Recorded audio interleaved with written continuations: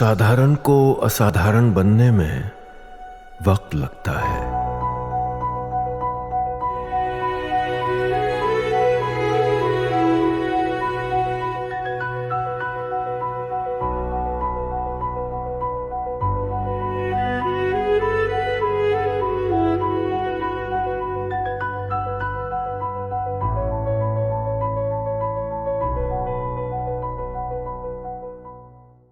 खूब नारेबाजी करने लगे। स्पीकर ओम बिरला समझाते रह गए भाई कि प्रश्नकाल के बाद किसी भी मुद्दे पे चर्चा होगी, पहले प्रश्नकाल हो जाने दीजिए। लेकिन विपक्ष तो अपना एजेंडा लेके आया था कि नहीं, हमने बोल दिया कि अभी तो अभी, और वो हंगामा करता रहा। इसकी वजह से सदन की कार्रवाई नहीं चल पाई। सुनिए लोकसभा में कैसे नारेबाजी हुई और कैसे स्पीकर के आश्वासन के बाद भी ये लोग रुकने को तैयार नहीं थे। भाई सुनिए नारेबाजी कैसे हो रही थी। प्रश्नकाल के होते आप नोटिस दीजिए। ये अखिलेश जी आप सभी सदस्यों तक तख्तियां लेके नहीं आए। नो, मैं आपको प्रश्नकाल के बाद सब विषयों पर चर्चा करूं। प्लीज बैठिए। सदन के पहले दिन सदन चले, अच्छी चर्चा हो, व्यापक चर्चा हो। मैं सभी सदस्यों को पर्याप्त समय, पर्याप्त अवसर दूंगा। सदन नियमों प्रक्रियाओं से चलता है। सरकार जवाब देने को तैयार है। ये सदन है। नारेबाजी करने के लिए आप सदन के बाहर जाओ। सदन में नारेबाजी करना उचित नहीं है। सदन में नियमों से सवाल उठाओ, सरकार जवाब देगी। स्पीकर के आश्वासन ने इन लोगों को, भाई उन्होंने आश्वासन दिया, लेकिन उससे भी बात नहीं बनी। तो लोकसभा के अंदर मोदी सरकार के मंत्रियों ने भरोसा दिया कि भाई विपक्ष जिस मुद्दे पे बोलेगा उस पे चर्चा होगी। भाई सरकार हर विषय पे चर्चा को तैयार है। पहले संसदीय कार्य मंत्री किरण रिजिजू ने कहा कि 2:30 बजे बिजनेस एडवाइजरी की मीटिंग है, सब बैठ के तय कर लेंगे किस मुद्दे पे चर्चा करनी है, कितनी चर्चा करनी है। फिर पीठासीन जगदंबिका पाल ने विपक्ष को समझाया कि पहले ही दिन सदन को बाधित करना सही नहीं है, सरकार चर्चा के लिए तैयार है। भाई इतने पे भी ये लोग नहीं माने तो रक्षा मंत्री, सीनियर नेता सरकार के राजनाथ सिंह, उन्होंने विपक्ष को समझाने की कोशिश की। कहा कि जितना बोलिएगा उतनी देर की चर्चा होगी। भाई ऑपरेशन सिंदूर पे बोलिएगा 2.5 घंटे चर्चा, तो 2.5 घंटे चर्चा हो जाएगी। इतने लोग समझा दिए। इसके बाद फिर से पीठासीन जगदंबिका पाल ने नेता विपक्ष राहुल गांधी का नाम लेकर अपील की। कहा कि आपको जो मुद्दा उठाना है बिजनेस एडवाइजरी कमेटी में चर्चा करके उठा लीजिए भाई। लेकिन ना, एकदम मानने को, सुनने को तैयार नहीं है लोग। इतने आश्वासन के बाद भी विपक्ष ने एक ही काम किया, हंगामा, और लोकसभा की कार्रवाई को चलने ही नहीं दिया। एक बार सुनिए लोकसभा में क्या क्या हुआ, फिर बताऊंगा कि 4 घंटे के अंदर ही कैसे विपक्ष अपनी ही बातों में फंस गया। रक्षा से संबंधित जिस विषय पर वो चर्चा चाहते हैं, जितनी भी बड़ी चर्चा चाहते हैं, जितने घंटे की भी चर्चा चाहते हैं, जैसा भी आपके द्वारा अथवा स्पीकर महोदय के द्वारा तय किया जाएगा, उसके तहत हम चर्चा करने के लिए पूरी तरह से तैयार हैं। सरकार चर्चा के लिए रेडी है। आप लोग आ जाइए चर्चा के लिए। जो भी बोल रहा है खोल के मैदान में चर्चा करेंगे। ये हंगामा करने से कुछ नहीं होता है। चर्चा करना है तो आप लोग आ जाइए। सरकार तो रेडी है चर्चा के लिए। अपना दम लेकर के आप लोग चर्चा कीजिए, हम वेलकम करते हैं। अजब काम कर रखा है विपक्ष ने। हर बार इनको लगता है आप मतलब कहते हैं कि हमको चर्चा भी चाहिए और फिर हंगामे भी करना है।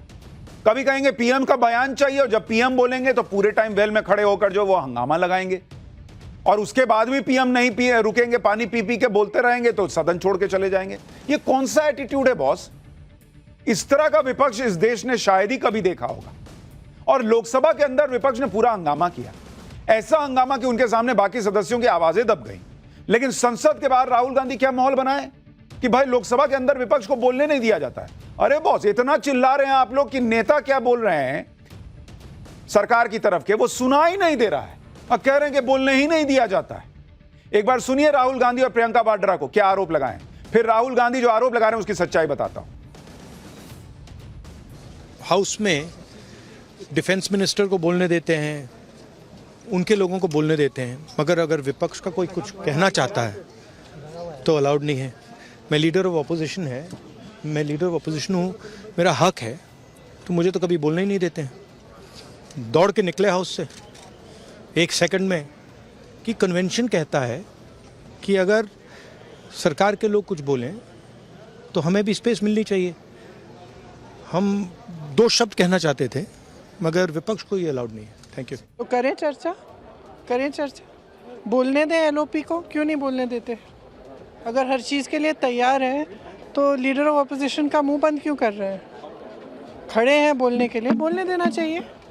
तो चर्चा करें अगर तैयार है। अगर एलओपी को कुछ बोलना है 1 मिनट के लिए तो बोलने देना चाहिए। यानी इनके लिए ये ईगो का मुद्दा बन गया कि राहुल गांधी खड़े हुए तो 1 मिनट बोलने कैसे नहीं दिया। ये मुद्दा नहीं है कि भाई ऑपरेशन सिंदूर पे चर्चा क्यों नहीं हो रही है। राहुल गांधी खड़े हो गए तो बस बोलने दीजिए, जबकि स्पीकर कह रहे हैं कि भाई प्रश्नकाल चल रहा है, उसके बाद जिसको जितना बोलना है बोलिए। और राहुल गांधी कहते हैं उनको सदन में बोलने नहीं दिया जाता। क्या नहीं बोलने दिया जाता बॉस? सदन में आंख मारने का उनका वीडियो है, सदन में सबको बोलने का कि जाओ जाओ जाओ वेल में जाके हंगामा करो उसका वीडियो है, पिछले 10-11 साल का बता रहा हूं। पीएम से जाके गले लग जाने का वीडियो है उनका। वो भगवान शिव की फोटो लेकर आकर बोलना चाहते हैं, वो भी कर देते हैं। क्या चीज से रोका गया है भाई?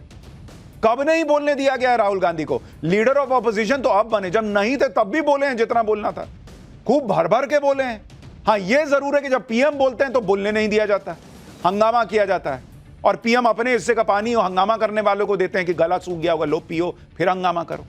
तो अगर आप कायदे से देखिए तो देश के प्रधानमंत्री को नहीं बोलने दिया जाता है, और बोलते हैं तो सुनने नहीं दिया जाता है देश को। लेकिन राहुल गांधी और प्रियंका वाड्रा कह रहे हैं कि नेता विपक्ष को बोलने ही नहीं दिया जा रहा।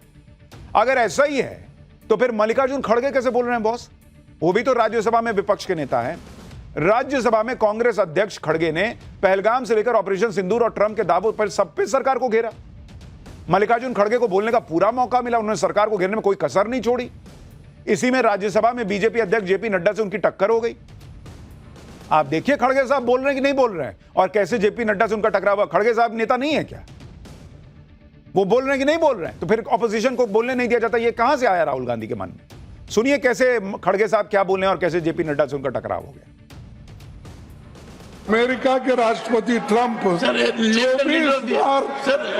24 बार उन्होंने, बाद में सभा 24 बार उन्होंने कहा मेरे इंटरफियरेंस से मैं समझौता किया, तभी ये युद्ध थामा।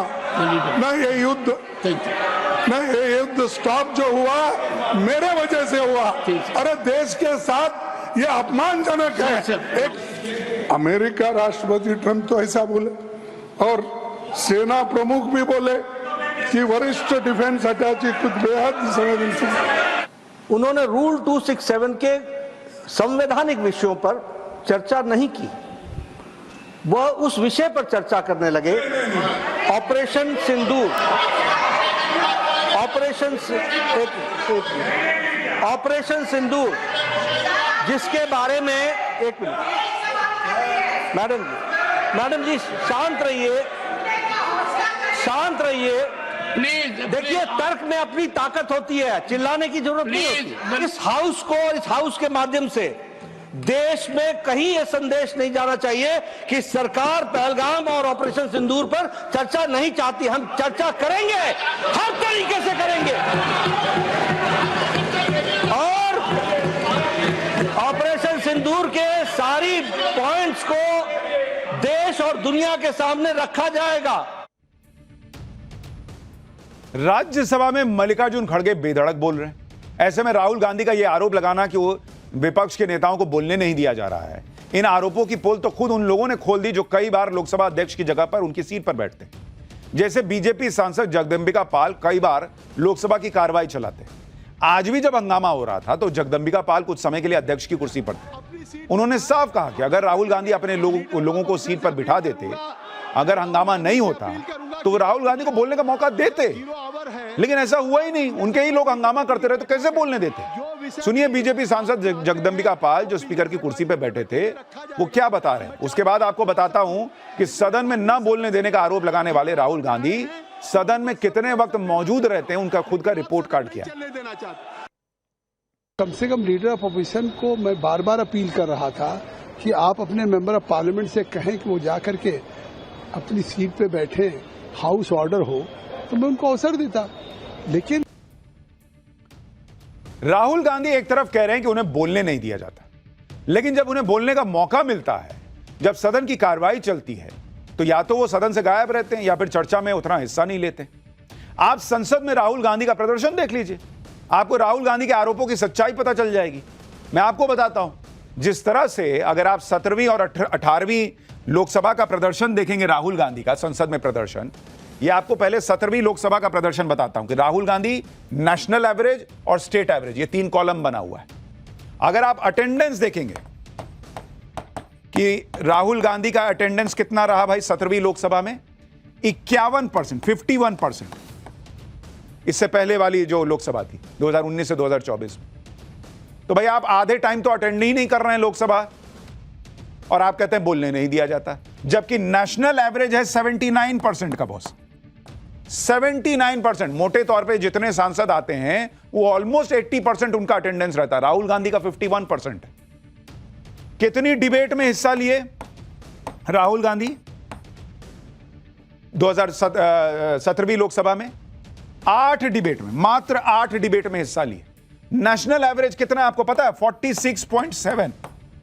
मतलब ऑलमोस्ट जितने सांसद हैं वो 47 डिबेट में हिस्सा लेते हैं। राहुल गांधी का है 8 का, और स्टेट एवरेज तो और ज्यादा है, 78.5 का है।